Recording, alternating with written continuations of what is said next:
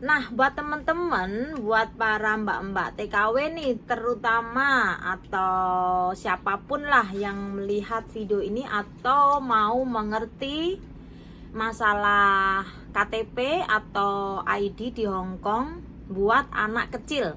Ini buat anak kecil ya, buat anak kecil. Nah, dan ini aku mau tanya langsung, secara langsung kepada orang Hong Kong.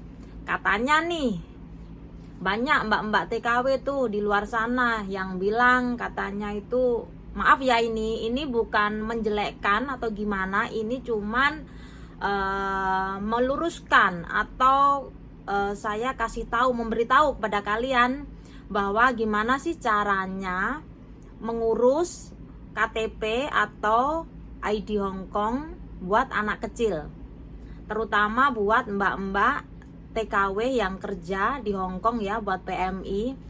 Kan ini banyak nih yang hamil ya, di Hong Kong banyak mbak-mbak yang hamil tanpa suami. Maaf, ini sekali lagi saya minta maaf ya, saya tidak menjelekkan sesama Indonesia, tapi saya kasih tahu cara untuk mengurus ID atau KTP di Hong Kong buat anak ya, buat anak.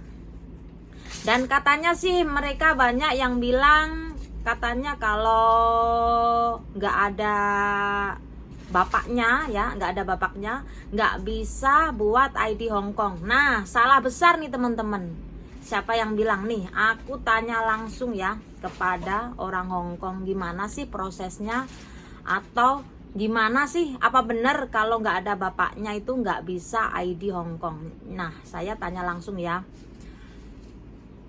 老公，我问你这个问题哈，因为很多人都不知道，很多印尼人也不知道，很多外国人也不知道，在香港出生的，他们没有爸爸，那有没有找到身份证，香港身份证啊？ID Hong Kong可以哈，nah可以，boleh kan teman-teman？那如果他们不是跟 Chinese 生的，他爸爸不是 Chinese， Pakistan 啊、Bangladesh 啊、印度的，就是外国人呢，那也是找到了香港身份证吗？也可以啊，也可以哦。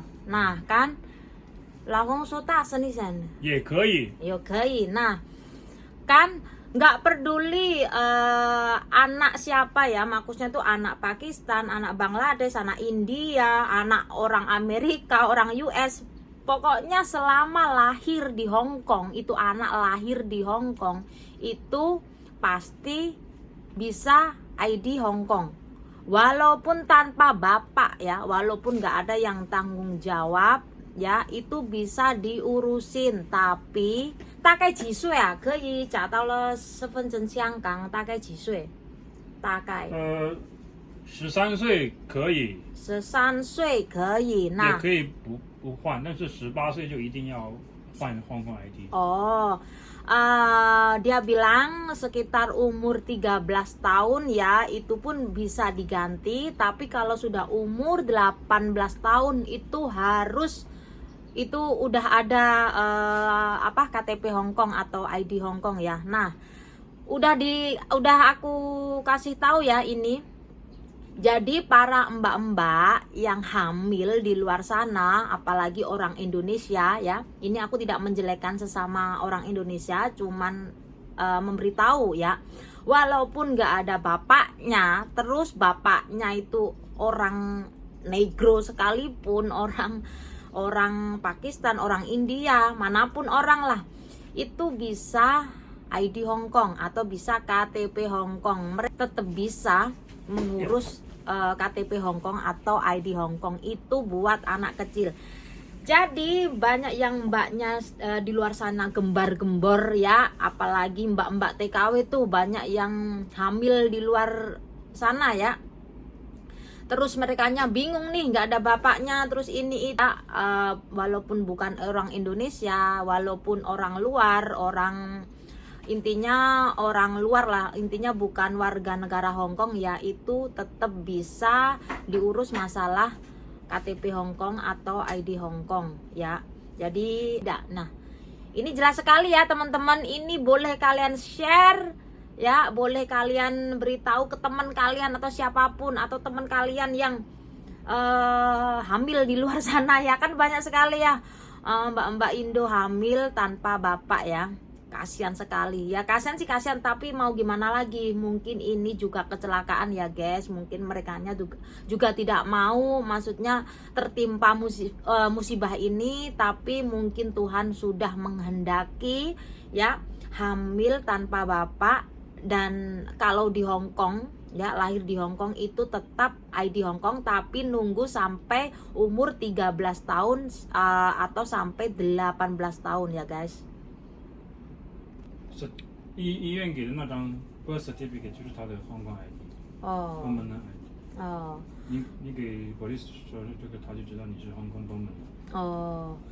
Nah gini ya guys, tanya langsung ya kepada orang Hong Kong, dan dia bilang katanya kalau sudah lahir di Hong Kong di rumah sakit itu sudah dikasih sertifikat Hong Kong, itu pun udah permanen ya, udah permanen, termasuk